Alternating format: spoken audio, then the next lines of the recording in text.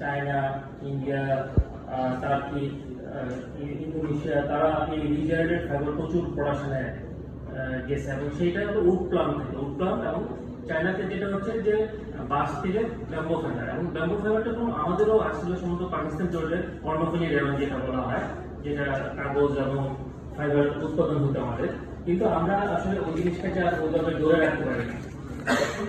যেহেতু বাঁশটা আমাদের নিজস্ব বাংলাদেশের একটা প্রচুর সম্ভাবনা আছে, সেহেতু আমরা মানে এখন ম্যানমেড ফাইবারের ইন্ডাস্ট্রিগুলি পৃথিবীতে ডেভেলপ হচ্ছে। বাংলাদেশেও হওয়া শুরু, বাংলাদেশে পলিস্টার ফাইবারের অলরেডি রিসাইকেলের 2-3টা ফ্যাক্টরি হয়েছে, এবং 100% ভার্জিন এন্ড পলিস্টারের পিকে গ্রুপ একটা বড় ফ্যাক্টরি করছে। রিজেনারেটেড সেলুলোসিক ফাইবারের ফ্যাক্টরি বাংলাদেশে স্বাধীনতার পরে পাকিস্তান যেটা ছিল ওটাকে বন্ধ হয়ে গেছে, পরে বাংলাদেশের পিরিয়ডে আসলে আমরা পাইনি।